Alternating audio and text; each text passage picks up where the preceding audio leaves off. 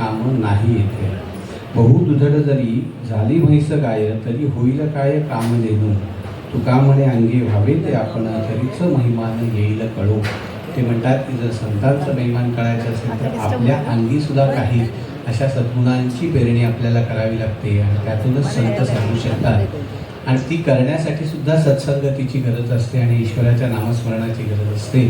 आणि ती सत्संगती कशी प्राप्त करायची, तर हे असे आपण जे कार्यक्रम करतो आहोत, संत महोत्सव गेली 15 वर्ष, की त्यातून संतांनी निर्माण केलेलं जे अक्षर वाङ्मय आहे त्याची संगती वेगवेगळ्या स्वरूपात आपल्याला प्राप्त होते आणि त्यातूनच अंतर्बाह्य राम झालो पूर्ण काम ही स्थिती आपल्याला प्राप्त करायची आहे. आज आपल्यासमोर स्वामी स्वरूपानंद यांच्या जीवनावर, त्यांच्या कार्यावर प्रकाश टाकण्यासाठी जे प्रवचनकार उपस्थित आहेत ते श्री धनंजयराव चितळे चिपळूणवरून आलेले आहेत. त्यांना बरेच म्हणजे इथे येण्यासाठी बरेच वेळा आम्ही कॉन्टॅक्ट करतो, पण त्यांची इतकं शेड्यूल आपण म्हणूया की त्यांचं पूर्ण असतं की त्यांना वेळच मिळत नाही. पण आता यावेळेला त्यांनी आपल्या सगळ्यांच्या विनंतीला मान देऊन ते आज आपल्यामध्ये ते उपस्थित आहेत. त्यांची अनेक विषयांवर त्यांची पकड आहे, खूप अभ्यास आहे आणि त्याच्यात आणि सगळ्यात महत्त्वाचं म्हणजे तरीसुद्धा जमिनीवर पाय असलेला आणि अतिशय शांत आणि संयमी व्यक्तिमत्व. म्हणजे मी आता त्यांना बरीच वर्ष फोनच्या माध्यमातून प्रत्यक्ष माध्यमातून ओळखतोय. त्या पहिल्यांदा मी त्यांचं ऐकलं होतं ते गीतेचे 3 भाष्यकार या विषयावर ते मुलुंड सेवा संघामध्ये बोलले होते आणि तेव्हाच ठरवलं होतं की आपल्याकडे त्यांना कधी ना कधी आपण घेऊन यायचं. त्याच्यानंतर मध्ये एकदा बालविकास संघात ते आले होते, वंदे मातरम या विषयावर खूप वर्ष झाली त्यांनी आपला तो विषय मांडला होता. त्यानंतर हा योग आज पुन्हा जुळून आलेला आहे. त्यांची एक थोडक्यात ओळख करून देतो की 9वी ते 12वीपर्यंत गणित आणि विज्ञानाचे ते क्लासेस घेतात. गेली 30 वर्ष 3000पेक्षा जास्त प्रवचनं त्यांनी महाराष्ट्र, गोवा, मध्य प्रदेश आणि इतर भारतातल्या अनेक राज्यात दिलेली आहेत. त्यांच्याकडे सध्याच्या जबाबदाऱ्या आहेत, त्यामध्ये लोकमान्य टिळक स्मारक वाचन मंदिर याचे कार्याध्यक्ष म्हणून ते काम बघतात. परशुराम देवस्थान विश्वस्त आहेत आणि परशुराम एज्युकेशन सोसायटीचे सुद्धा ते विश्वस्त आहेत. टिळक स्मारक मंदिराच्या बाबतीत मी त्यांनी सांगितलेला प्रसंग मला आठवतोय की पुरामध्ये ते अख्खं वाचनालय वाहून गेलेलं होतं आणि त्यांच्यापुढे प्रश्न पडला होता की आता करायचं काय. त्यांनी विचार केला की आपण टिळकांनाच जर आपण मानतो तर मग करायचं काय असं बसायचं नाही. आणि परत त्यांनी ते वाचनालय उभं केलं आणि हजारो आज पुस्तकं तिथे त्या वाचनालयात आहेत. म्हणजे फक्त बोलायचं नाही तर कृतीतून सुद्धा आपल्या संतांचं आणि थोर पुरुषांचं जे कर्तृत्व आहे ते दाखवून द्यायचं. त्यानंतर त्यांचे साधक बोध आणि ओळख विष्णू सहस्रनामाची ही 2 पुस्तकं प्रकाशित आहेत. 2013 मातुश्री श्री पार्वती देवी देशपांडे संत वाङ्मय अभ्यासक पुरस्कार त्यांना प्राप्त झालेला आहे. श्री श्रीपाद सेवा मंडळाचा मुंबई मराठी ग्रंथालय ते वासंतीबाई गाडगीळ ग्रंथालय कार्यकर्ता पुरस्कार हाही त्यांना प्राप्त झालेला आहे. आणि जसं आहे की त्यांची खरी ओळख आता ज्यावेळेला ते आपल्याकडे विषय मांडतील त्यातून आपल्याला होणार आहे, तेव्हा असे अत्यंत व्यासंगी अभ्यासू असे व्यक्तिमत्व आज आपल्याला लाभलेलं आहे. तर मी आपल्या चेंबूरमधल्या स्वामी समर्थ मठाचे श्री विजयदादा यांना विनंती करतो की त्यांनी त्यांचा सत्कार करावा.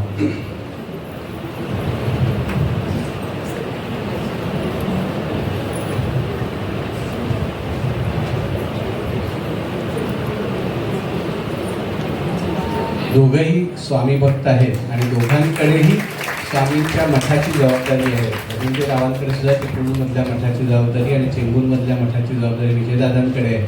म्हणून हा योग आज आम्ही जुळवून आणलेला आहे. तर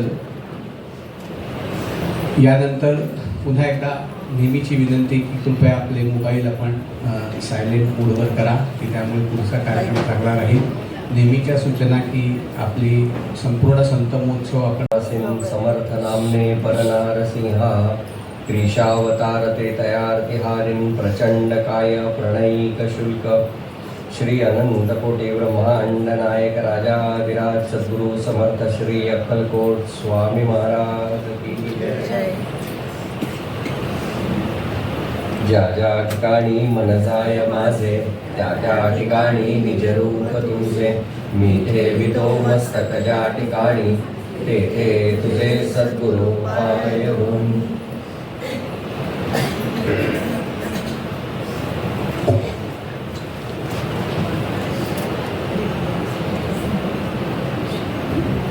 काही ठिकाणी व्याख्यानांना गेल्यानंतर असं वाटतं की या ठिकाणी परत यावं.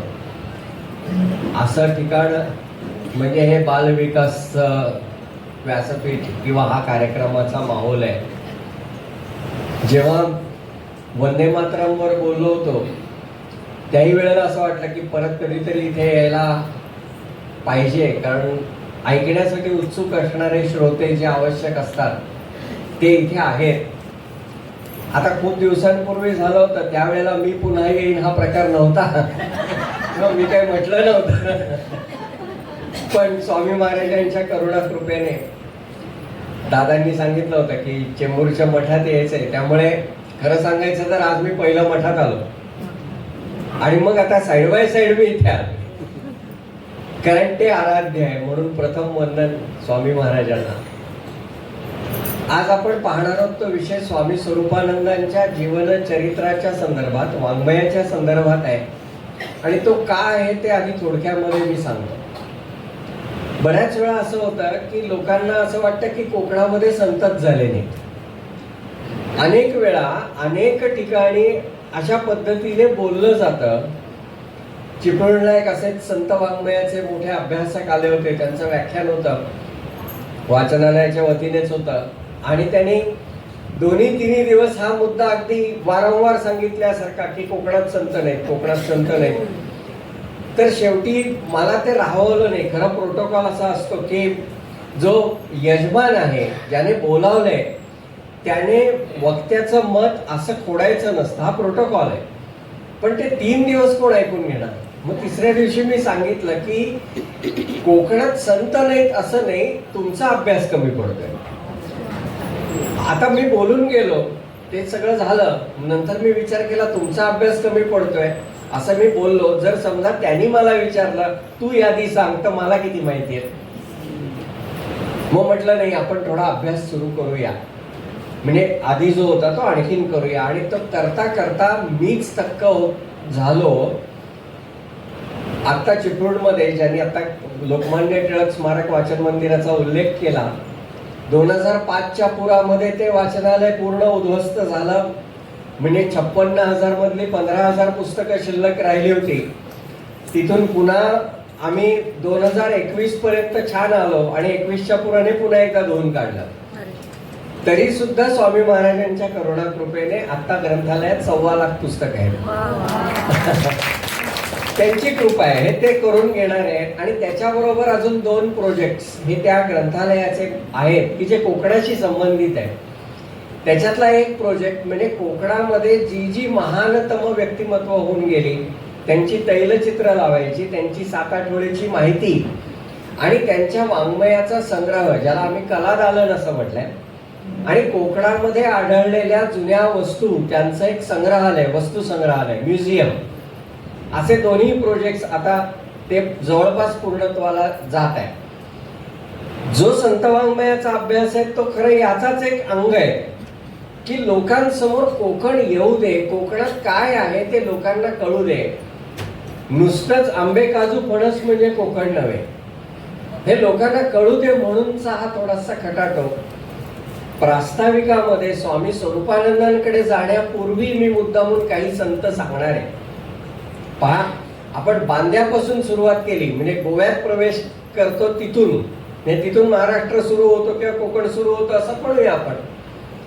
तर तिथे सोयीरोबा होऊन गेले. आता सोयीरोबा म्हटलं की आम्हाला फक्त एकच अभंग माहिती आहे, हरिभजना विण काळ घालवू नको रे. पण सोयीरोबाने 9 ग्रंथ लिहिले. 9 ग्रंथांमधले जे ओवीबद्ध ग्रंथ आहेत त्या ग्रंथातल्या ओव्यांची संख्या 16,000 पेक्षा जास्त आहे. त्यांना अभंगच पुरायचे सोयीरोबांना, आणि त्यांची बहीण ते अभंग फणसाच्या पानावर लिहून घ्यायची. त्या बाजूला त्याला खोले म्हणतात.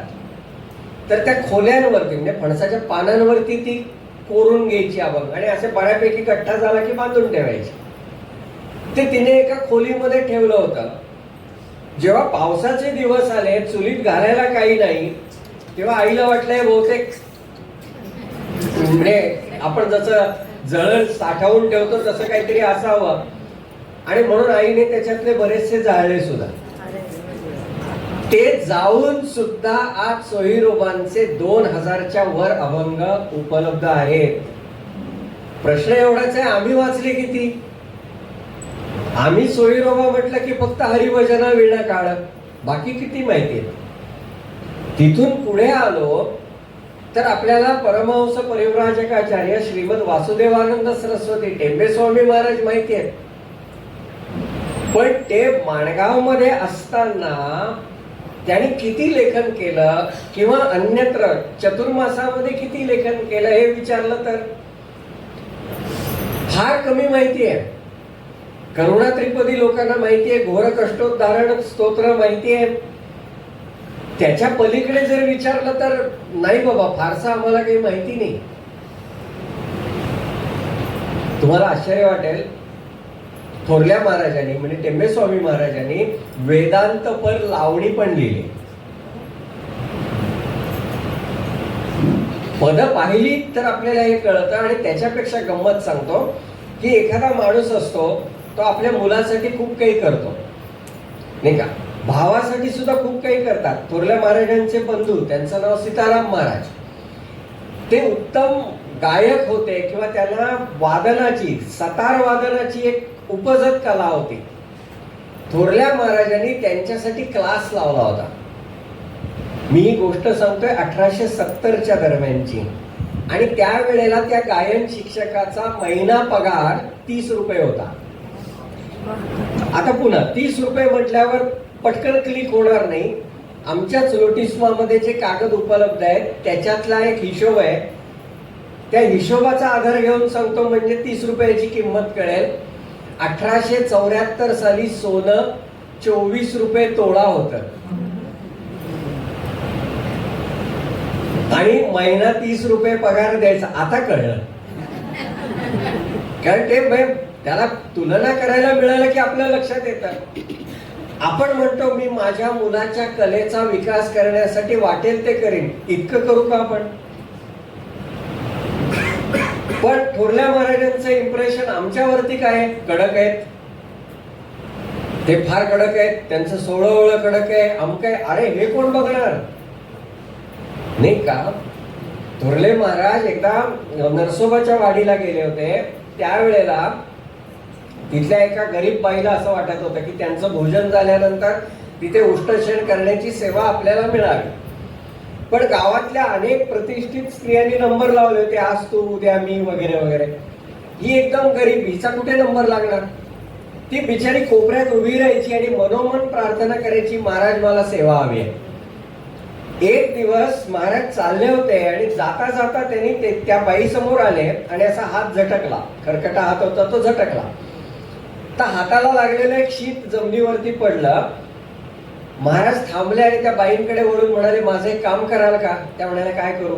हे शीत उचला आणि तेवढं सारवून घ्या. आता ही करुणामूर्ती नाहीये का? पण ते चरित्र वाचल्याशिवाय कळेल का? आम्ही फक्त माणगावला जन्म झाला, गरुडेश्वरला देह ठेवला, ते दत्तावतार होते, त्यांनी करुणा त्रिपदी केली, संपला विषय. ज्यांचा मी आता उल्लेख केला सीताराम महाराज, अहो केवढे अधिकारी सत्पुरुष आहेत की आज दुर्दैवाने त्यांचं चरित्र तर फार कमी जणांना माहिती आहे, फार कमी जणांना माहिती आहे. पुढच्या वेळेसाठी ते हा गमतीचा भाग. मी आता नाही म्हटलेलं, पुन्हा येईल. मी गमतीने म्हटलं, पण खरंच आपण ते चरित्र वाचा, इतकं गोड चरित्र आहे. त्यांना आपल्या भावाविषयी अत्यंतिक प्रेम, म्हणजे भाऊ पण तेच, गुरु पण तेच, सगळं आराध्य असते. आणि इतकं प्रेम होतं, इतकं प्रेम होतं की ते त्यांच्या शोधार्थ बाहेर पडले आणि माणगाव पासून ऋषिकेश पर्यंत चालत फिरले. 7 वर्षांनी दोघांची भेट झाली. म्हणजे आधी 7 वर्ष माणगावला राहिले होते, शोधार्थ 7 वर्ष फिरले, तेव्हा भेट झाली. आणि मग मात्र ते दोघं एकत्र होते. त्यांनी राजूर नावाचं गाव आहे मराठवाड्यामध्ये, तिथे ऋग्वेद संहिता स्वाहाकार केला सीताराम महाराजांनी. थोरले महाराज त्याला गेले होते. केवढा स्वाहाकार केला असेल, म्हणजे माणसाची क्षमता काय असते, कार्य कर्तृत्व काय असतं ते कळण्यासाठी मी उदाहरण देतोय. केवढा स्वाहाकार झाला असेल, तर तिथे जेवण विभागामध्ये काम करणारे रोजचे 400 स्वयंसेवक होते. 400. एक दिवस असं झालं की एका बाईचं मूल हरवलं, 4 वर्षाचं मूल हरवलं. ती कावरी बावरी झाली, सापडे ना.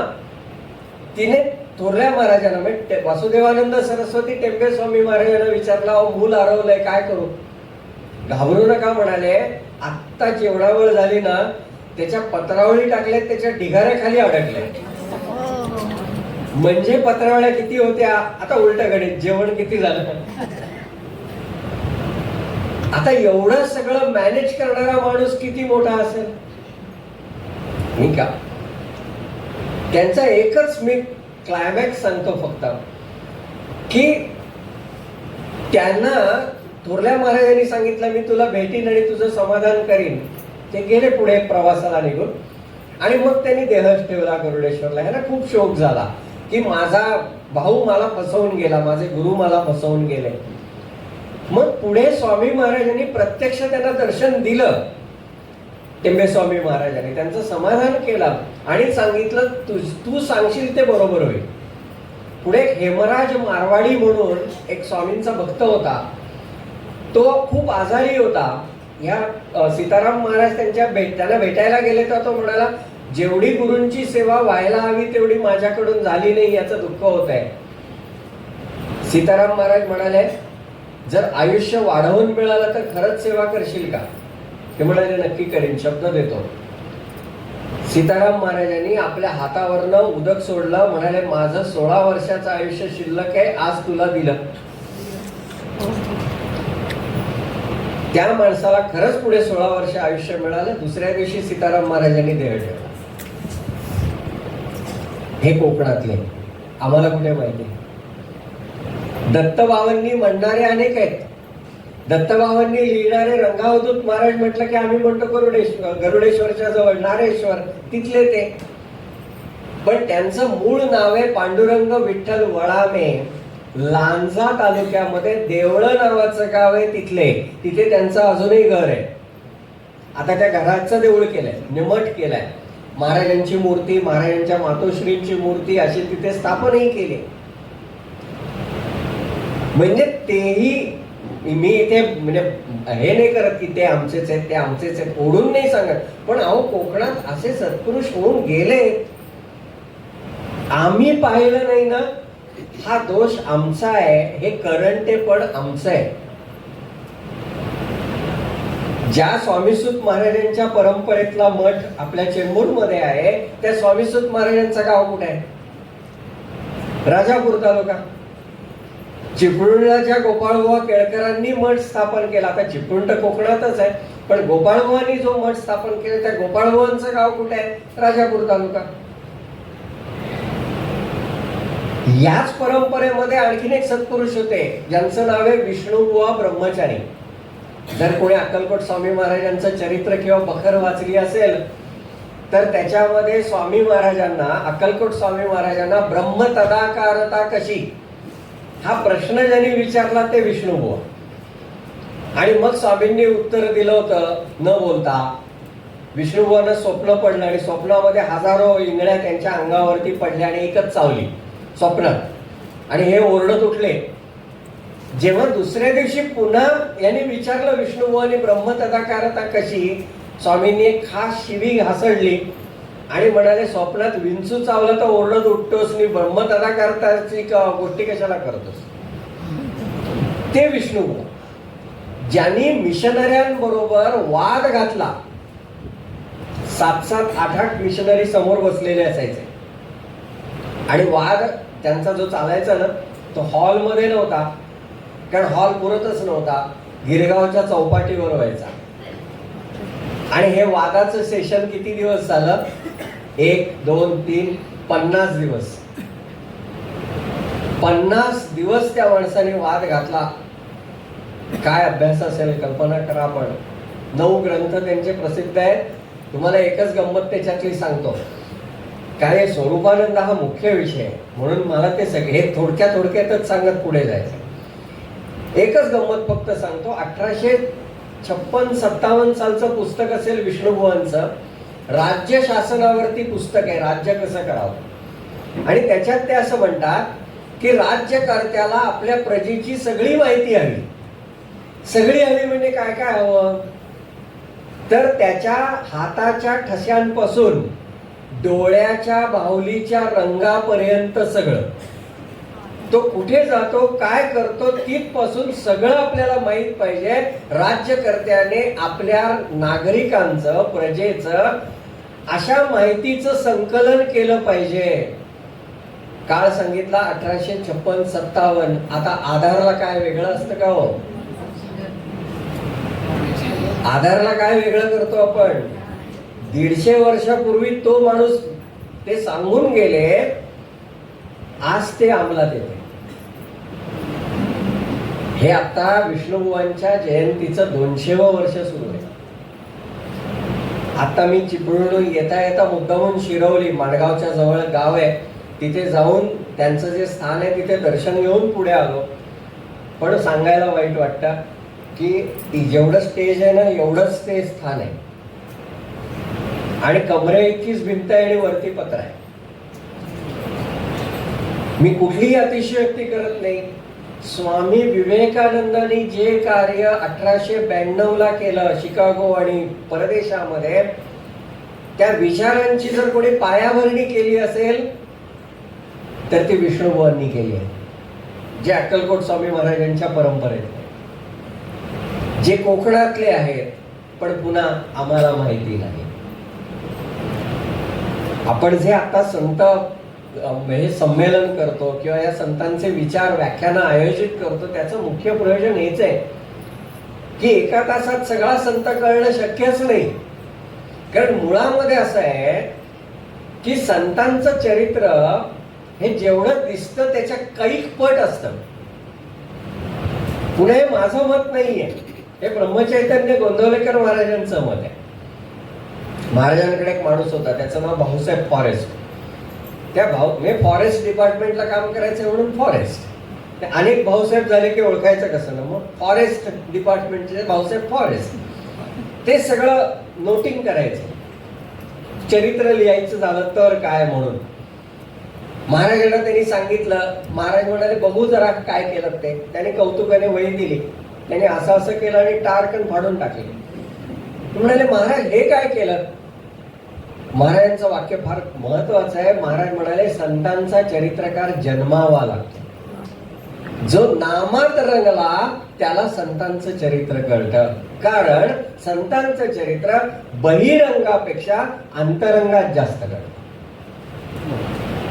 म्हणजे आपण पाहणार आहोत ती आउटलाईन पाहणार आहोत, लौकिक चरित्र पाहणार आहोत. अंतरंग पाहायचं असेल तर साधन, तर उपासना. म्हणून उपासनेला प्रेरणा देणारी चरित्र ती संत चरित्र. स्वामी स्वरूपानंदांनी संतांची लक्षणं पण सांगितली. आणिकांचे दुःख देखोनिया डोळा येतसे कळवळा तोची संत. की ज्याला इतरांचं दुःख पाहिल्यानंतर कळवळून जायला होतं तो संत. जे का रंजले गांजले वेगळं काय तेच आहे की त्या लोकांना जो आपलं म्हणतो तोची साधू ओळखावा, देव तेथेची जाणावा. स्वामी स्वरूपानंदांनी तेच सांगितलं की तो कसा आहे, तो नुसता संत नाही, संत तो महंत. स्वामी म्हणे तो संत आहे आणि तो महंत आहे. संत स्वतः आचरण करतात, महंत स्वतः आचरण करून दुसऱ्यांच्या डोक्यावर बसून करायला लावतात.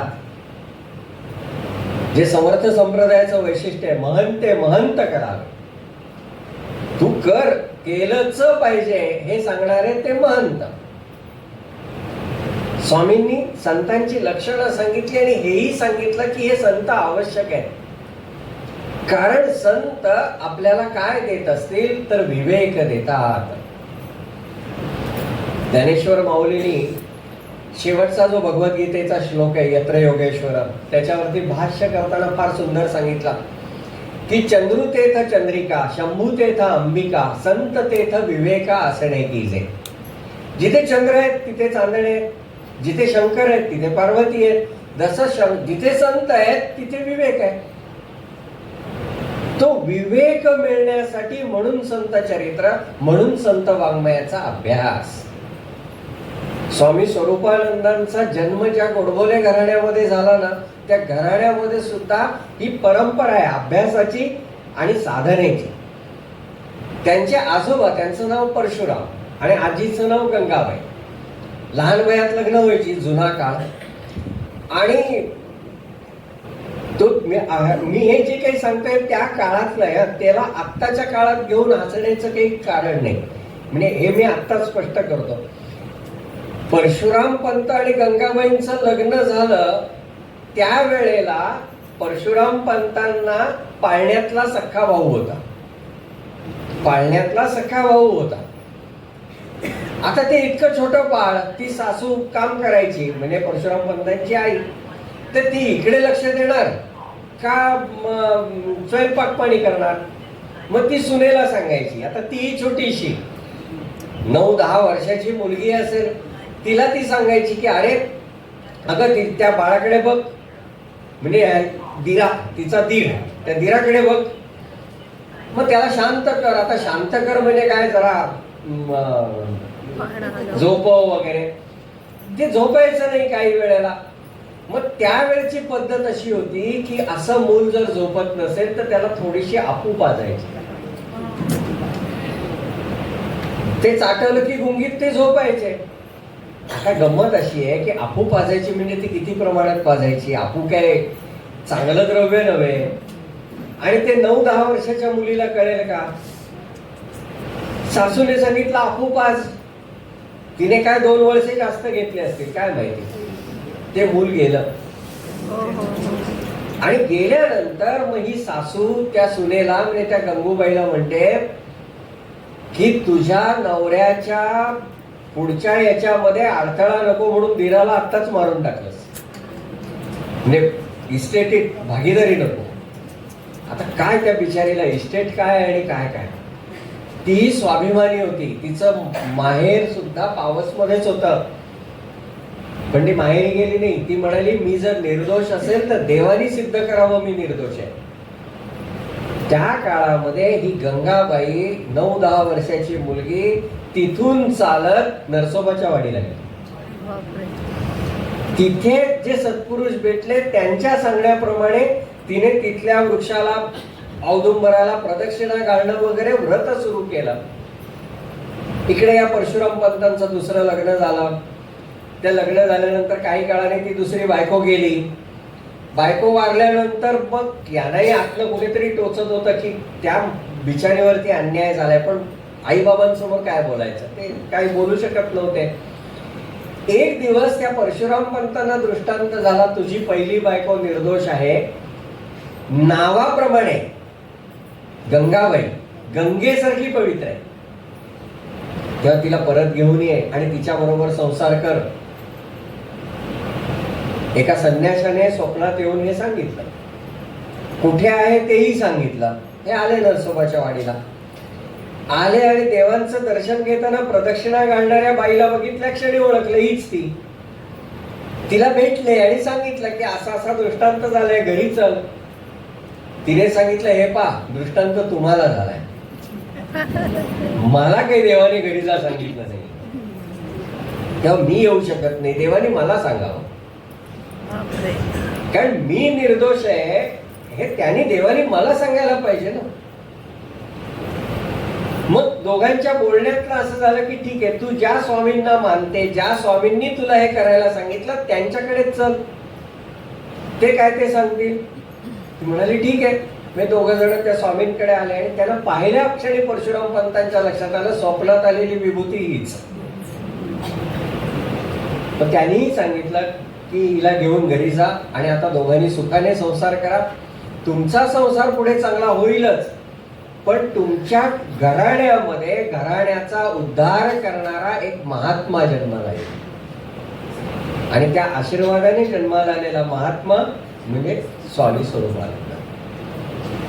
स्वामी स्वरूपानंदांचे वडील सुद्धा, त्यांचं नाव विष्णू, आईचं नाव रुक्मिणी रखमाबाई.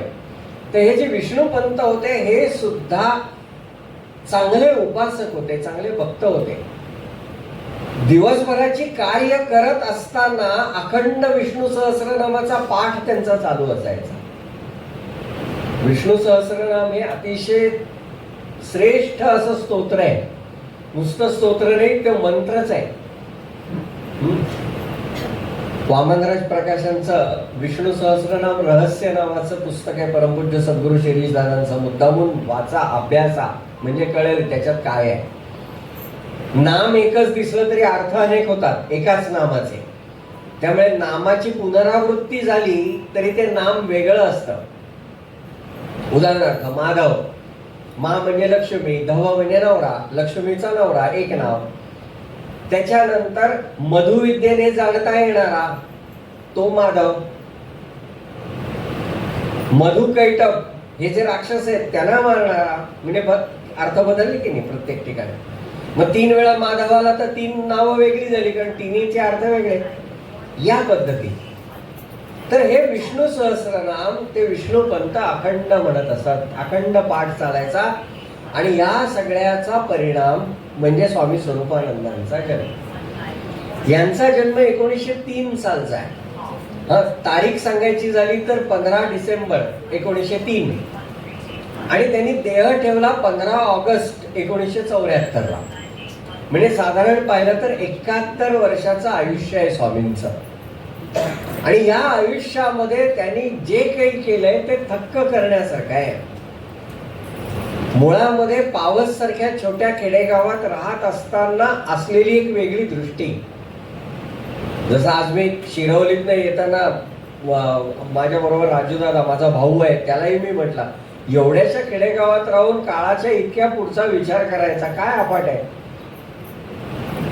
ते केवढंच आहे. 12 वर्ष त्या विष्णुभुवनची त्या गावात गेली. मी आजही ते कुग्राम आहे, छोटं गाव आहे आजही. तेव्हा काय असेल, मी तेव्हा जग कसलं, तालुक्याचं ठिकाण सुद्धा मोठं वाटेल अशी स्थिती. आणि तेव्हा 150 वर्षाच्या पुढचे विचार करायचे केवढं अफाट आहे. तसं स्वामींचं आहे. आज पावसला जायला सोपं आहे, पूल आहे, सगळं आहे. तेव्हा कसं होतं, म्हणजे तरीने पलीकडे जायला लागायचं. तेव्हा म्हणजे अगदी माझ्या लहानपणी सुद्धा म्हणजे रत्नागिरीतनं निघालं तरी पावसला जायला 4 तास लागायचे. इतकं कष्ट होते. त्याच्या मागचा हा काळ आणखी. तेव्हा स्वामी काही वेगळे विचार करत होते. त्यांच्या घरातलं वातावरण, आजोळचं वातावरण हे परमार्थिक होतं. त्यांचे मामा जे होते केशवराव गोखले, यांना वैद्य नावाच्या एका सत्पुरुषांचा अनुग्रह प्राप्त होता. ज्याला परमार्थ करायचा असतो ना त्याला सद्गुरूंशिवाय तरुणोपाय नाहीये. नरतनु तरणीचा सद्गुरू कर्णधार असं म्हटलंय. नरतनु तरणी म्हणजे माणसाचं शरीर, हे तरणी म्हणजे होडी आहे. पण ती होडी पलीकडे लागायला हवी असेल तर त्याला दिशा देणारा योग्य लागतो. कर्णधार याचा अर्थ दिशा देणारा, सुकाणू धरणारा, त्याला कर्णधार म्हणतात. कर्ण म्हणजे सुकाणू, होडीचं दिशा.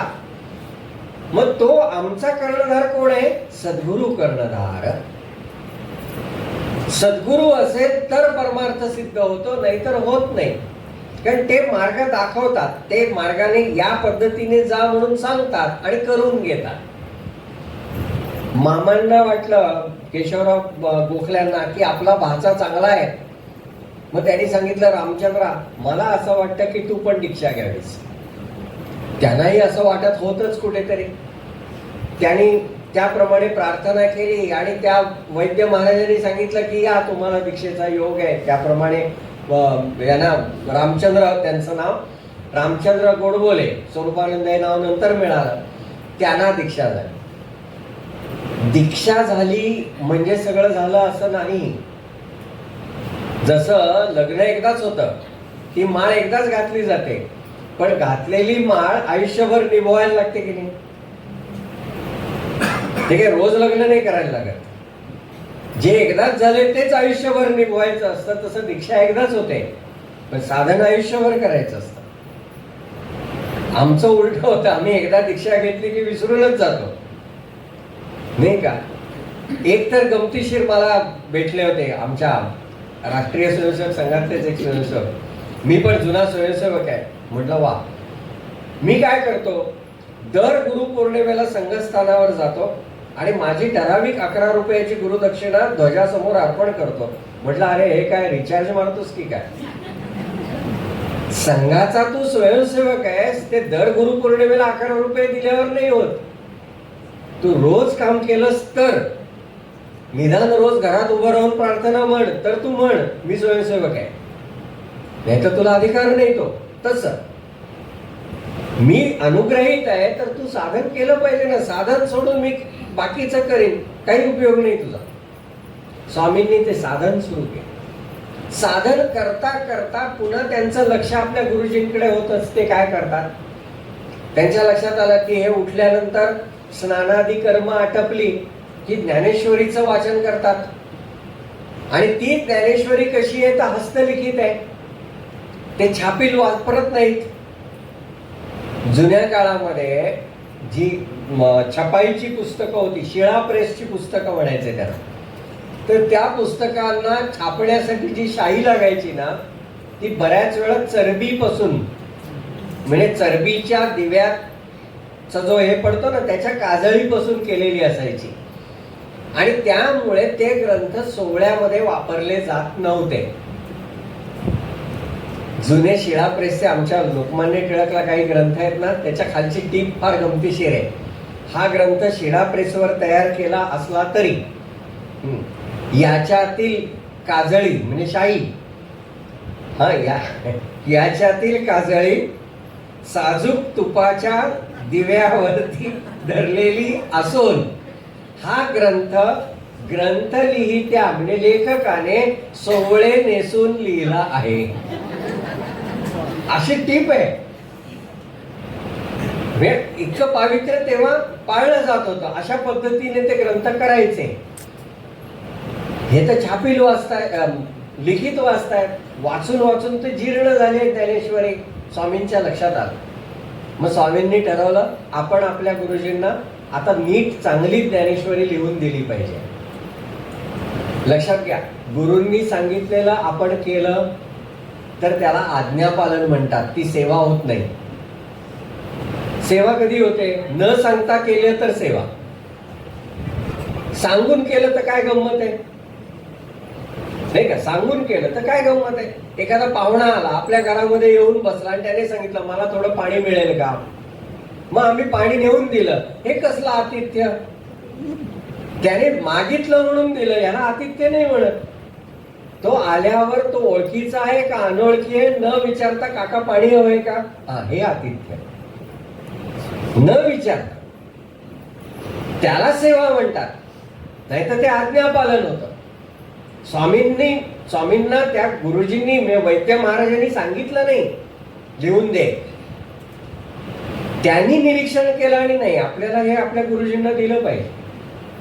मग दिलं पाहिजे तर नीट लिहिलं पाहिजे, कारण त्यांचं वयही मोठं आहे. त्यांना नीट वाचता आलं पाहिजे, त्यांना नीट वाचता आलं पाहिजे, अक्षर व्यवस्थित पाहिजे. बरं अति बडबटीत पण नको. मग त्यांनी ठरवून छान, त्यांचं मुळातलं अक्षर फार छान आहे त्यामुळे ते व्यवस्थित लिहून काढलं. पावसच्या स्वामी स्वरूपानंद सेवा मंडळाने ती ज्ञानेश्वरी प्रसिद्ध केली आहे. स्वरूप ज्ञानेश्वरी या नावाने ती उपलब्ध आहे. आपण मुद्दामून ती पहा. आणि सेवा मंडळाचं एक चांगलं आहे, त्यांनी फार कमी किमतीत सगळे ग्रंथ ठेवले, म्हणजे संग्रहीच आहे. अक्षर कसं असावं हे समर्थ रामदास स्वामींनी दासबोधामध्ये सांगितलंय. घडसून करावे सुंदर. घडसून म्हणजे अगदी मेहनतीने, कुस्ती गिरवणं पूर्वी जे होतं त्याप्रमाणे. स्वतः समर्थांचं अक्षर तसंच होतं. समर्थ वाग्देवता मंदिर धुळ्याला जर तुम्ही कधी गेलात तर तिथे समर्थ रामदास स्वामींच्या हस्ताक्षरातलं वाल्मिकी रामायण आहे. ते पहा, म्हणजे समर्थांचं अक्षर काय होतं ते कळेल. समर्थ शिष्य कल्याण स्वामींच्या हस्ताक्षरातले मनाचे श्लोक उपलब्ध आहेत, ते बघा म्हणजे कल्याण स्वामींचं अक्षर कळेल. स्वामी स्वरूपानंदांचं अक्षर बघा. ते म्हणतात, समर्थांनी सांगितलं ना, वाटोळे सरळ मोकळे कुळकुळीत ओळी चालिल्या ढाळे मुक्ता माळा जैसा. अक्षर कसं असावं? त्याला गोलाई असावी, ते सरळ असावं आणि सुट सुट असावं.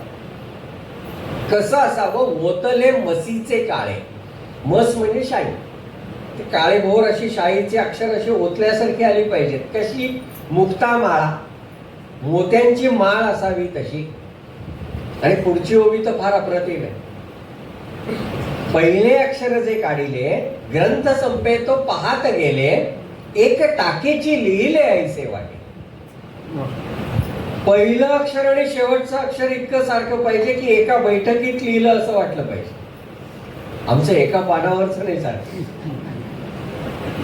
संस्कृत मध्ये एक सुभाषित आहे, मी फक्त भावार्थ सांगतो. दोन बायका एकमेकांच्या गप्पा मारतायत.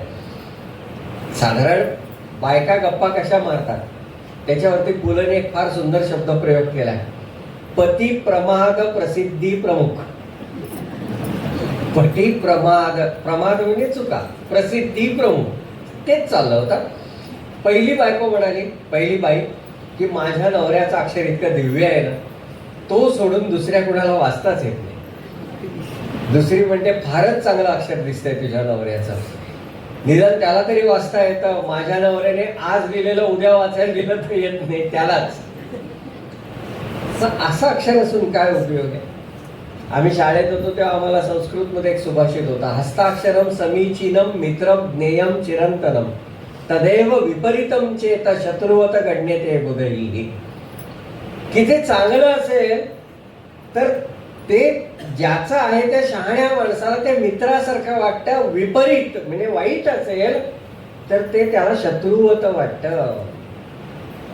स्वामींचं अक्षर फार सुंदर आहे. त्यांनी तशी ज्ञानेश्वरी लिहिली, बरं नुसती लिहिली नाही, त्यांनी विचार किती केला असेल की मी ज्ञानेश्वरी लिहितोय बरोबर, पण एखाद दिवशी आळस आला तर. स्वभाव आहे ना, नव्याचे 9 दिवस संकल्प सोडला जातो 1 जानेवारी सुरू करायचं. किती जानेवारीला अटकतो माहिती नाही, पण साधारण फेब्रुवारी काही पाहत नाही संकल्प. मग असा संकल्प काही उपयोगाचा नाही. मग जर माझ्याकडून ज्ञानेश्वरी लिहून झाली नाही आजच्या दिवसात तर काय? त्याची शिक्षा लावून घेतली स्वामींनी. पण स्वामींच्या निश्चयाचे कौतुक असं आहे की फार कमी वेळा त्यांना शिक्षा भोगावी लागली. ज्ञानेश्वरी संपूर्ण त्याने लिहून काढली. लक्षात घ्या, हा एक फार चांगला उपक्रम आहे. आपल्याला ज्या संतांचं वाङ्मय आवडतं ना ते लिहून काढावं. का लिहावं? कारण आपण एकदा लिहितो ना तेव्हा 3दा वाचतो. पहिल्यांदा बघतो काय आहे, मग लिहिताना अक्षर आपण ते शब्द लिहितोय तो वरचा आणि खालचा आहे की नाही बघतो, आणि लिहून झाल्यावर परत एकदा नजर टाकतो. म्हणजे एक ओवी आपोआपच 3 वेळा वाचत होते ना. कोल्हापूरला एक थावरे नावाच्या काकू होत्या. त्यांनी ज्ञानेश्वरीचं एकच पारायण केलं. एकच पारायण. कसं केलं तर आंघोळ झाल्यानंतर देवांच्या समोर एक पाठ ठेवायचा.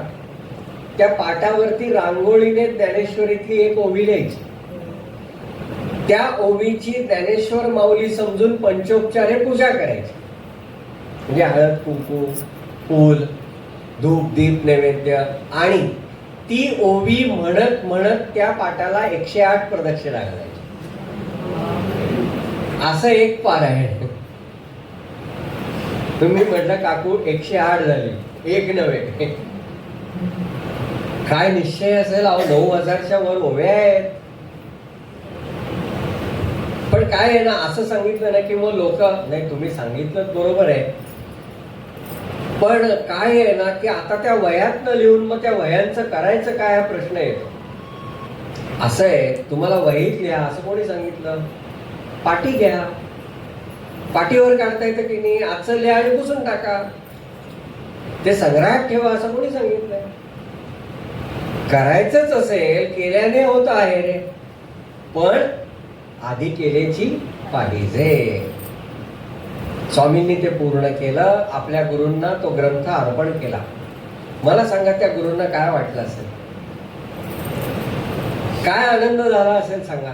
ते काही व्यक्त करणार नाहीत, ते काही आभारपत्र देणार नाहीत, पण त्यांच्या कृतीत ते येईल की नाही. केवढा कृपाप्रसाद मिळाला असेल. तो मिळाला स्वामींना.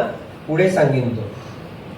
पुढे काही दिवसांनी, साधारण 1930च्या दरम्यानची गोष्ट मी सांगतोय आता, की स्वामींचे गुरु ते जिन्यावरनं घसरून पडले आणि कमरेमध्ये वगैरे जरा इजा झाली. स्वामींनी त्या गुरूंची ते अंथरुणावर असताना सगळी सेवा केली, सगळी सेवा केली. म्हणजे केवळ ग्रंथ लेखनाची सेवा नाही, शारीरिक सेवा पण केली. आणि हे करताना ते गुरु काय म्हणाले, आजारपण सुद्धा चांगलं असतं, आजारपणामध्ये सुद्धा सतत अनुसंधान ठेवता येतं. हेही वाक्य लक्षात ठेवा. आणि मगाशी मी सांगितलं तेही वाक्य लक्षात ठेवा. गुरु प्रसन्न झाल्याची खूण मिळते. हे पुढे स्वामींच्या कथाभागात येणार आहे, म्हणून हे लक्षात ठेवा. संदर्भ नंतर जोडतो मी. स्वामींनी हे सगळं चालू असताना देशकार्याकडे पण लक्ष दिलं होतं, कारण तो देशाच्या स्वातंत्र्यासाठी लढा चालवण्याचा काळ होता. स्वामी स्वरूपानंदांवरती लहानपणापासून लोकमान्य टिळकांचा मोठा प्रभाव होता. आणि टिळकांनी जी चतुसूत्री दिली, स्वदेशी, स्वभाषा, परकीय मालावर बहिष्कार, स्वदेशी मालाचा अंगीकार वगैरे जे काही 4 गोष्टी त्यांनी सांगितल्या, ते सगळं ते करत होते. राष्ट्रीय शिक्षण त्या 4 मध्येच आहे. स्वामी स्वरूपानंदांनी मुंबई पुण्यातलं आपलं काम पूर्ण झाल्यावर पावसला राष्ट्रीय शाळा सुरू केली. आणि त्या राष्ट्रीय शाळेमध्ये मुलांना त्यांनी देशाच्या संदर्भाने शिकवायला सुरुवात केली. केवढं मोठं कार्य असेल. लक्षात घ्या, संत हे केवळ त्यावेळेला जपमाळा करून, त्यावेळेला असं नाही, आता सुद्धा, की केवळ माळा घेऊन जप करत होते, फक्त परमार्थ करत होते असं नाही. जेव्हा गरज पडली तेव्हा समाज प्रबोधन आणि देशसेवा सुद्धा करत होते. गरज पडेल तेव्हा. पहिलं काय, समर्थ सांगतात तसं, पहिले ते हरिकथा निरूपण, गरज पडली तर दुसरे ते राजकारण, म्हणजे पॉलिटिक्स नव्हे आत्ताच्या काळात. हे समर्थांनी करायला नाही सांगितलं. समाज परमार्थाच्या अनुकूल तयार करणं म्हणजे राजकारण. आणि तिसरे ते सावधपण सर्व विषयी. ते सगळ्या संतांनी केलं, स्वामी स्वरूपानंदांनी पण केलं.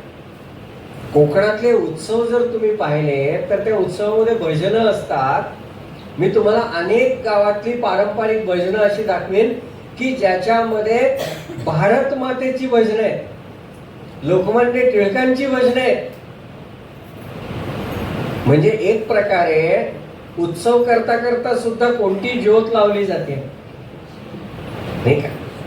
आजही कोकणामध्ये घरोघर जाऊन, गणपतीच्या वेळेला घरोघर जाऊन आरत्या करण्याची प्रथा आहे. आमच्या भागामध्ये आम्ही आजही रोज ज्या काही आरत्या कॉमन म्हणतो, म्हणजे बाकी वेगवेगळ्या असतात, आज ही वेगळी म्हटली, उद्या ती नाही म्हणायची, उद्या दुसरी म्हणायची, असं असतं. पण काही आरत्या आम्ही प्रत्येक घरी म्हणतो, रोज म्हणतो. त्याच्यात एक भगवान परशुरामांची आरती असते, कारण कोकण भूमी निर्माते आहेत. एक छत्रपती शिवाजी महाराजांची आरती असते आणि एक लोकमान्य टिळकांची आरती असते. आता हे मी माझ्या लहानपणापासून म्हणतोय, म्हणजे माझ्या आधी कोणीतरी म्हणत होतं ना. हे संस्कार नाहीत का? आमच्या परमार्थाने, आमच्या भक्ती मार्गाने हे संस्कार सुद्धा दिले. स्वामींनी पण दिले. स्वामींनी स्वातंत्र्योदय नावाचं एक 5 अंकी संगीत नाटक लिहिल्याचा संदर्भ मिळतो. 5 अंकी, तेव्हा 5 अंकी नाटकं होती. दुर्दैवाने आज नाव सोडून वाङ्मय किंवा ते नाटक उपलब्ध नाही. ते कुठे गेलं माहिती. नोंद फक्त आहे की त्यांनी असं असं नाटक लिहिलं होतं. म्हणजे हे पुन्हा आमचं करंट आहे, पण सांभाळता येत नाही नाही का, सांभाळता येत नाही. गुहागर गाव तुम्हाला माहित असेल ना. त्या गुहागर मध्ये एक त्र्यंबक खरे नावाचे गृहस्थ नाही म्हणायचा, एक जण होऊन गेले, एक युवक. त्यांना युवा अवस्थेतच वाटलं आपण संन्यास घ्यावा, म्हणून त्यांनी संन्यास घेतला. संन्यास घेतल्यानंतर ते द्वारकापीठाचे शंकराचार्य झाले. तिथे काही कारणाने मतभेद झाले म्हणून तिथे सोडलं आणि नंतर पुरी पीठाचे शंकराचार्य झाले. एका माणसाने 2 पीठांचं आचार्यपद भूषवल्याची कदाचित ही एकमात्र गोष्ट असते आणि ते कहागरचे. बरं, हे जुनं काळ नाही, हे आत्ताच आहे 100 वर्षातलं. त्यांच्या हस्तलिखितातले म्हणजे त्यांनी लिहिलेले कागद त्यांच्या घरामध्ये होते. तो संदर्भ मिळाला, मग आम्ही विचारायला गेलो, मी माझ्याबरोबर काही जण असे की असं असं आहे, त्यांचे काही लेखी कागद वगैरे नाही होते. ते मग काय केलं, जाळून टाकले. अरे तुम्हाला नाही उपयोग तर आम्हाला तरी द्या. ह्या म्हणून मी म्हटलं हे करंट आहे, पण की त्यांनी लिहिलं ठेवायला जपून काय जड होतं का तुम्हाला? पण हे आम्हाला नाहीच कळत. 21 साली ग्रंथालयाची पुस्तकं जाऊन आत्ता 1.25 लाख झाली म्हणून तुम्ही टाळ्या वाजवल्या. त्याचं कारण एक तुम्हाला हिडन कारण सांगतो, लोकांना घरी पुस्तकांची अडगळ झाली आहे. असं काही झालं तर लोक अगदी हवेत का पुस्तक घेऊन जा, हे करंट आहे. पण खरंच हे मी विषयांतर वाटेल कदाचित, पण मुद्दामून सांगतो की नाही, अरे त्या ग्रंथांमधनं जे मिळतं ना ते आपलं नाही, आपल्या अनेक पिढ्यांचं आयुष्य घडवतं. तेव्हा उतू नका, मातू नका आणि अभ्यासाचा वसा टाकू नका. हे सांभाळायचे आपल्याला, हे टिकवायचंय. स्वामींनी ते टिकवलं. त्या गावामध्ये जी ब्राह्मणेतर मुलं होती त्या मुलांना सुद्धा त्यांनी अशी स्तोत्र शिकवली की उत्सवामध्ये ती मुलं म्हणायला उभी राहिली आणि ते ऐकून गावातले दशग्रंथी ब्राह्मण अक्षरशः थक्क झाले. वाटत नाही म्हणाले हे ब्राह्मण नाहीत. केवढं मोठं देणं आहे. स्वामींनी हे कार्य केलंय. गावातल्या मुलांनी शिकावं म्हणून त्या मुलांना पुण्याला नेऊन त्यांच्या शिक्षणाची व्यवस्था करणं, त्यांच्यासाठी स्वतः नोकरी करून पैसे कमावणं आणि त्या मुलांसाठी जेवण करणं, हे पण स्वामींनी केलं. देशाच्या सगळ्या इतिहासामध्ये मिठाचा सत्याग्रह, जंगल सत्याग्रह असे सत्याग्रह झाले. कोकणामध्ये जो मिठाचा सत्याग्रह झाला त्याच्यामध्ये त्या सत्याग्रहाचा प्रचार करण्याचं काम स्वामी स्वरूपानंदांनी केलं. स्वामींचं सगळं वाङ्मय वाचलं ना तर त्यांचे शब्द फार मृदू आहेत, अतिशय सॉफ्ट. म्हणजे याचे की काय पण रसगुल्ला किंवा कसा असतं ना, मऊ पण आणि गोड पण आहे. मितले आणि रसाळ माऊलींच्या भाषेत, साच आणि मवाळ, मितले आणि रसाळ, शब्द जैसे कल्लोळ अमृताचे. तसे स्वामींचे पण शब्द आहेत. पण ती जी भाषणं होती ना सत्याग्रहाच्या प्रचाराची, ती कशी होती? त्यांच्या चरित्रकाराने लिहिले स्वामींचे भाषण घणाघाती होती. कारण त्याची गरज ती होती ना. तिथे सॉफ्ट नाही चालणार, तिथे कडकडीत पाहिजे. धटासी व्हावे धट, उद्धटासी तो उद्धट, कटनटासी कटनट, अगत्य करी. ते तिथे तसं पाहिजे. ते केलं. 3 वेळा स्वामींना कारावास झालाय. रत्नागिरीमध्ये एकदा त्यांना गावात बंदी घातली, मग रत्नागिरीत 4 दिवस ठेवलं, तरी त्यांनी सत्याग्रह केला, मग येरवड्यात टाकलं. हे सगळं स्वामींनी सोसलं. पुढे असं झालं की स्वामी एकदम आजारी पडले आणि ती मृत्यूची भीती तिची एकदम आली. तिथे स्वामींच्या आयुष्याला टर्निंग पॉइंट मिळाला. साधन तर चालूच होतं, साधन थांबलं नव्हतं. हे सगळं करत असताना त्यांची उपासना जी गुरूंनी सांगितलेली आहे ती चालूच होती. पण आपण आता मरणार हे जे आतून आलं त्याने ते बाहेरचं सगळं गळून पडलं आणि मग फक्त साधन सुरू झालं. 6 महिने स्वामी अंथरुणावर खेळून होते. भूक तर कधी कधी अशी लागायची की आत्ता भात संपवून ताटली बाजूला ठेवली, हात धुतायत तोपर्यंत वहिनीला सांगायचे भूक लागली खायला दे. इतकी भूक लागायची कधी कधी. तरी सुद्धा ते साक्षीत्वाने ते साधन करत होते आणि ते करत असताना साकी वृत्तामध्ये त्यांना काही रचना स्फुरत होत्या. त्यांनी अंथरुणाच्या कडेला छोटे कागद ठेवले होते, त्याच्यावरती त्या ह्या लिहायच्या. 162 साक्या आहेत त्या, आणि त्या सगळ्या साक्या अमृतधारा या नावाने एकत्र केल्या. खरंच अमृताची धारा आहे ती, पावसाची असते तशी अमृताची. आणि काय गोड आहे तो. ध्येय असावे सुदूर कीजे कधी न हाता यावे. ध्येय कसं असावं? ध्येय असावे सुदूर,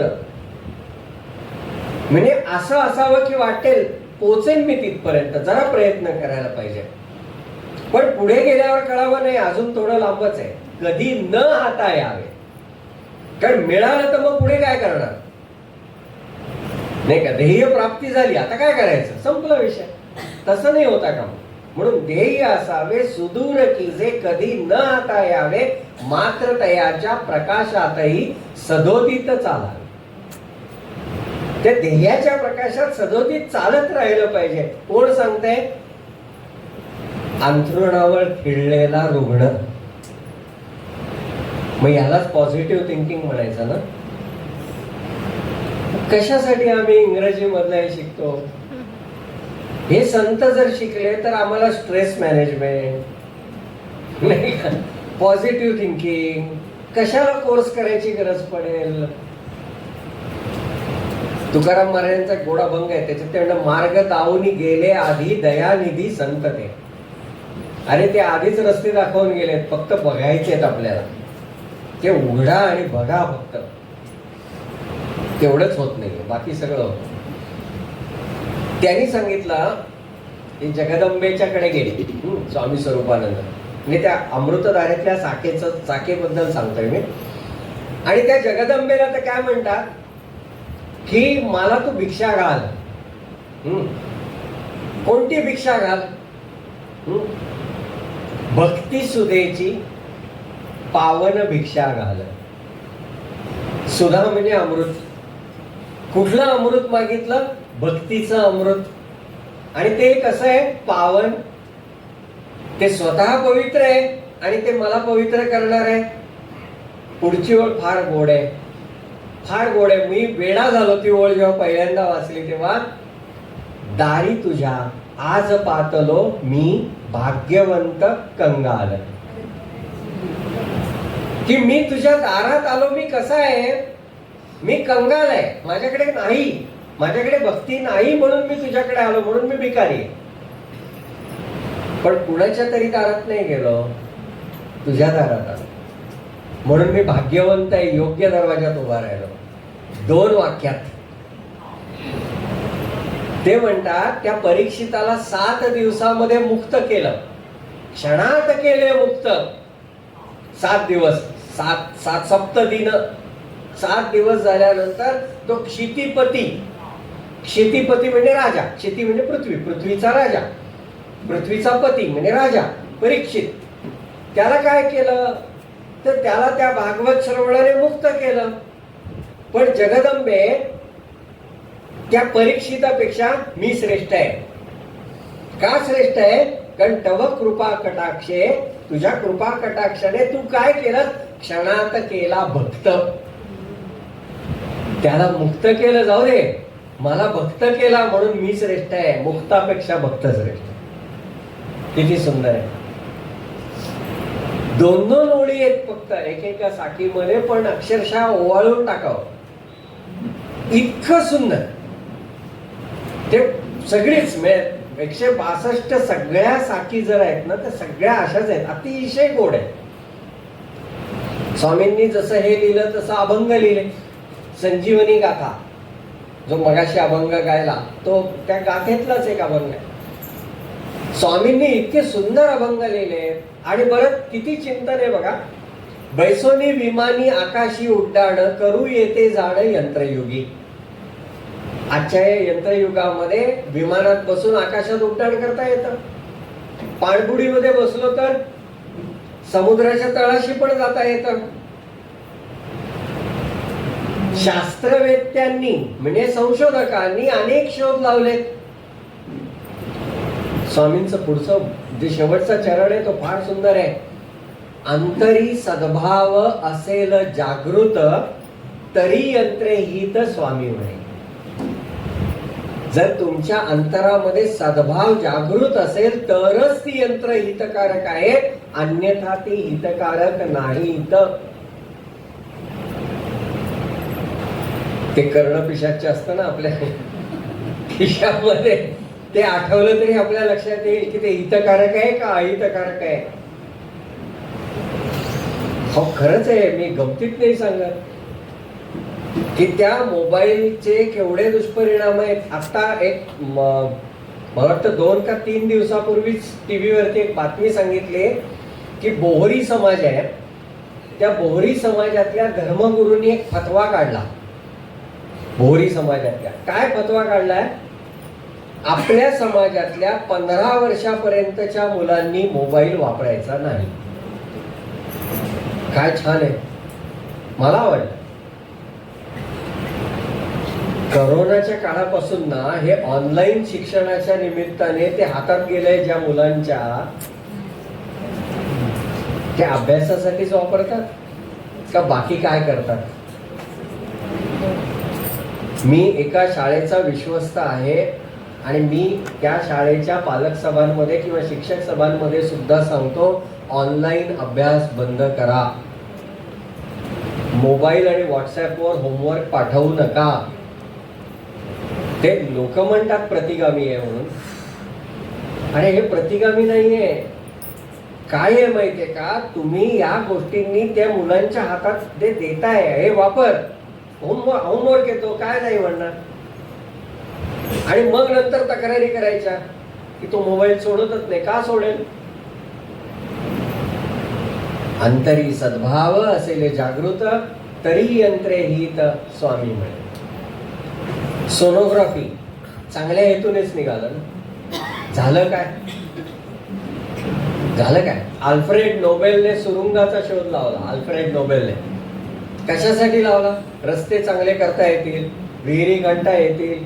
उपयोग जेव्हा युद्धामध्ये सुरू झाला तेव्हा त्याला इतका धक्का बसला की त्याने त्याचं जे रॉयल्टी म्हणून मिळणारं धन आहे ना ते बाजूला ठेवलं आणि त्याच्यातनं शांतता पुरस्कार सुरू केला की हे पैसे मी ज्या हेतूने शोध लावला त्याच्यासाठी वापरले जाऊन दिलेले नाहीयेत, मग हे मी घेणार नाही. म्हणजे फेल्युअर कुठे आलं? यंत्रात फेल्युअर नाहीये, सद्भाव नाहीये. निर्मात्यामध्ये सद्भाव असून उपयोग नाही, वापरणाऱ्यामध्ये असायला. ज्यांनी अणुबॉम्बची चाचणी घेतली, रॉबर्ट जे ओपेनहायमर आणि रॉबर्ट यूंग या 2 शास्त्रज्ञांनी अणुबॉम्बची पहिली चाचणी घेतली लॉस अलामॉस नावाच्या गावामध्ये अमेरिकेमध्ये. आणि तो अणुबॉम्ब जेव्हा फुटला तेव्हा ओपेनहायमरच्या तोंडातून भगवद्गीतेतल्या 11व्या अध्यायातला श्लोक बाहेर पडला. पहिला चरण, दिवी सूर्य सहस्रस्य भवेद युग पदुत्थितः. एका वेळेला आकाशात 1000 सूर्य प्रकाशमान व्हावेत असं मला वाटलं. युगने विचारलं, तू काय वडवडला? त्याने अर्थ सांगितला की हे भगवद्गीता नावाच्या ग्रंथामध्ये आहे आणि ते मला अनुभवायला आलं. केनडी त्यावेळेला राष्ट्राध्यक्ष होते, त्यांची हत्या झाली. त्यांच्या श्रद्धांजली सभेची सुरुवात या ओपेनहायमरने जातस्य हि ध्रुव मृत्यू, जो जन्माला आला त्याला मृत्यू अटळ आहे, या भगवद्गीतेतल्या श्लोकाने केली होती. म्हणजे त्याचे 18 अध्याय अर्थासकट पाठ होते. म्हणजे शास्त्रज्ञात सद्भाव होता का नव्हता? होता ना. पण तो अणुबॉम्ब तयार करून ज्यांच्या हातात दिला त्यांच्याकडे सद्भाव होता का? असता तर जपानवर टाकला असता का अणुबॉम्ब? म्हणजे स्वामी बरोबर सांगतात, अंतरी सद्भाव असेल जागृत, म्हणून संत अभ्यासायला हवेत. ती सद्भावना जर जागृत करायची असेल तर तिथे विचारवंतांचं काम नाही, तिथे शिक्षकांचं काम नाही, ते काम संतांचं आहे. म्हणून संतांचे संगती, मनोमार्ग गती, आकळावा श्रीपती, येणे बनते. किंवा समर्थ म्हणतात ते, गती कारणे संगती सज्जनाची, मती पालटे सुमती दुर्जनाची. सज्जनांच्या संतांच्या संगतीने बुद्धी पलटेल, कुमतीची सुमती होईल. स्वामींनी हे उपदेश त्या संजीवनी गाथेत केले. मगाशी म्हटलं तसं की ते अगदी मृदू बोलणारे आहेत, पण जेव्हा आपलं ज्ञान, आपली विद्या, आपली कला लोकांच्या कल्याणापेक्षा अकल्याणासाठी खर्च होते, त्याला दिसतं ना, तेव्हा त्यांच्या बोलण्याला तलवारीची धार येते. जळो ते चातुर्य, जळो त्याची कला. आपण म्हणताना जसं आग लागली वगैरे म्हणतो तसं जळो ते चातुर्य, जळो त्याची कला.